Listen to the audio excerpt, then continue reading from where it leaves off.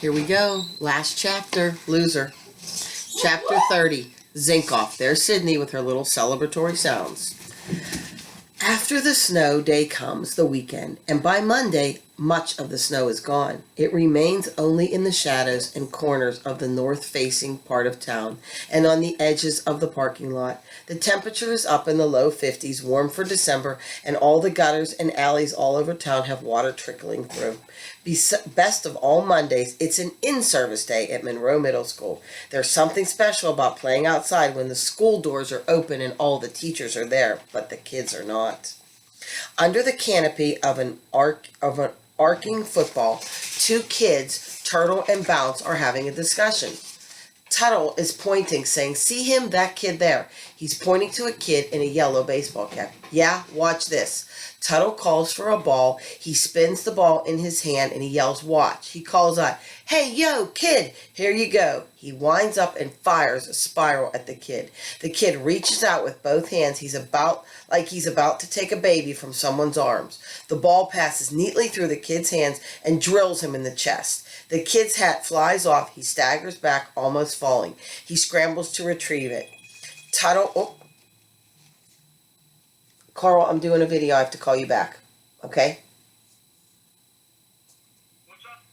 I thought you guys would like that. Again, just called Mr. Fontel and said, "I'm doing a video. Don't call me." And he did. Okay, back to the story. Tuttle and Bones share the laugh and watch the boy tumble and not be able to catch the ball. "What a spaz," says Bounce. "Look at him. He throws like a girl. He throws like a baby girl. Who is he? Who knows?" They watch the kid and call, and he reaches out for the ball and he sends it back. Again, his hat goes flying. Tuttle and Bounce crack up howling.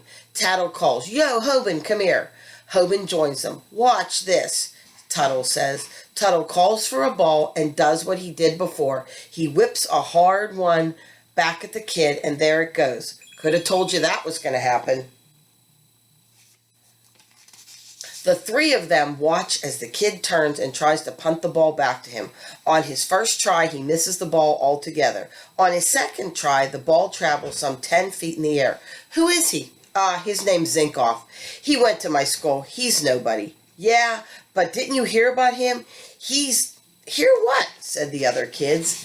"About the girl that got lost the other night, yeah?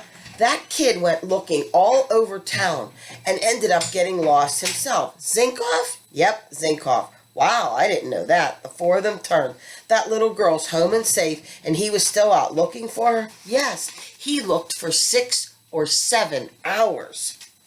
7 hours? That's crazy. A snowplow found him at 2 o'clock in the morning, almost ran him over. He was 2 miles away from the search.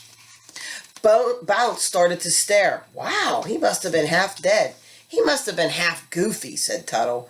"How goofy is it that you look till 2 o'clock in the morning?" Hoban sneers. "Could have told you." "Was he froze?" said Bounce. Jansky shrugged. "Wiped out, I tell you. Should have seen him field day in 4th grade. He messed up everything." Hoban does not answer. They all stare at the kid who's now running this way and that way and having a good time.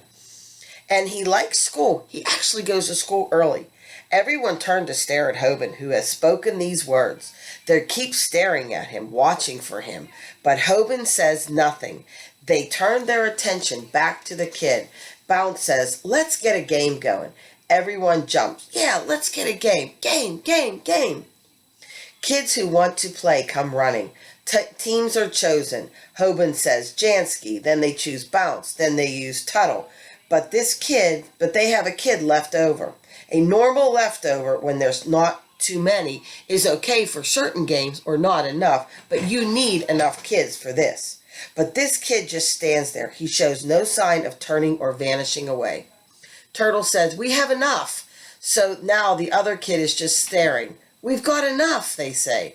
Hoban yells out, "Tackle!" They all play two-hand tag, but now they've decided to play tackle. Jancy now says, "This side's even. We don't need anybody else." This kid doesn't take a hint. This uncharted territory, a leftover who won't go away. Still, Bounce holds all the power. and he has to make a decision. The kid is staring at Bounce. This kid's goofy. This kid doesn't really even realize that they don't want him to play. They don't know what to do.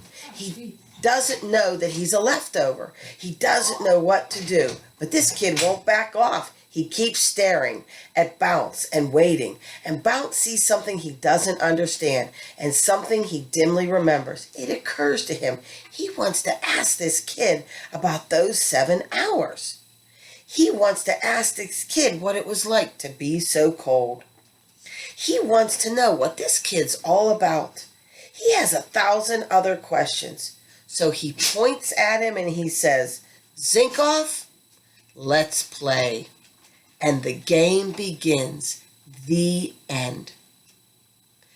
I only need to know that you read it, or listened to it, but I also need to know how you felt about this book. What did you think, and would you like to take an AR test on it? We can probably do an AR test together. It might be, you know how we do it in class where we all line up at the computers, and then sometimes the questions are in the wrong order, but I will be more than happy to take this test with you. Have a good one.